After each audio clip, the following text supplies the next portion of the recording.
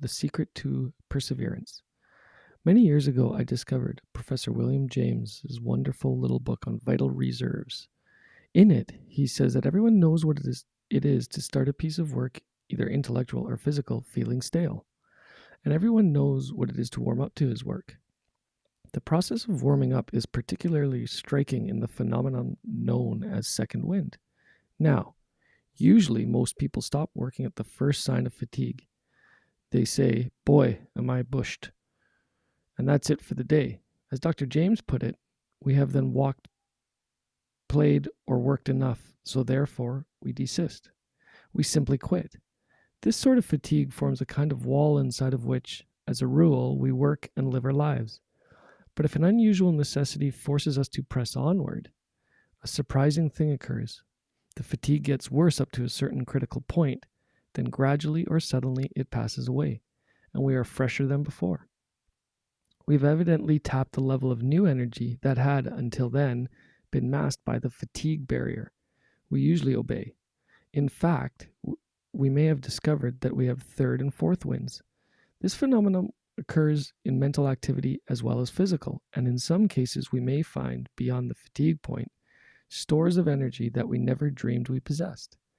Evidently, we stockpile reserves of energy we don't ordinarily use, and these reserves will go to work only when we demand enough of ourselves. Only a few exceptional persons make any serious demands of themselves. The great majority of us miss the far greater accomplishments of which we are capable, and the greater joy in living this would bring to us, because we quit and sit down, gasping at the first sign of fatigue. I remember one Sunday when I knew I had to write 10 radio shows all in one day. I got started at 9 o'clock in the morning, and by 5 o'clock that afternoon, I was so bushed I could hardly think. But I still had 5 shows to write, so I kept at it. All of a sudden, I felt better and had more energy than I had previously, and by 1:30 the next morning, when I finally finished, I felt great. After 16 and a half hours of steady mental work, I was as fresh as a daisy. But I had felt like quitting after only 7 or 8 hours. The next time you get tired and you're doing something important, stay with it and see what happens.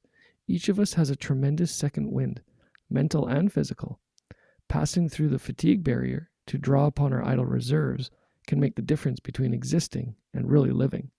Emerson said, "Vigor is contagious, and whatever makes us either think or feel strongly adds to our power and enlarges our field of action." Awesome one again.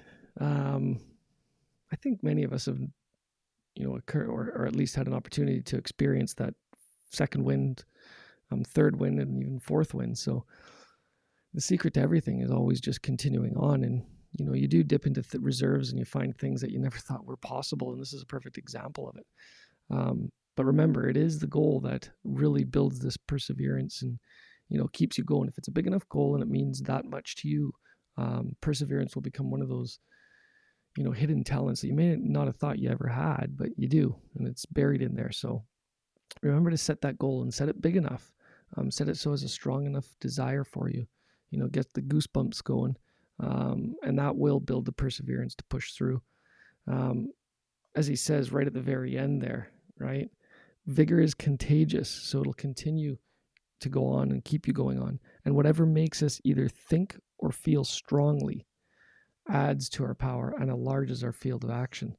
So the more you're thinking deeply about the stuff that mean things to you, you're going to push on and push on. So secret to perseverance, everyone. Happy Monday morning. Enjoy the beginning of the week, and we will be here again tomorrow. Have an amazing, awesome day, everyone. We'll talk to you soon. Bye.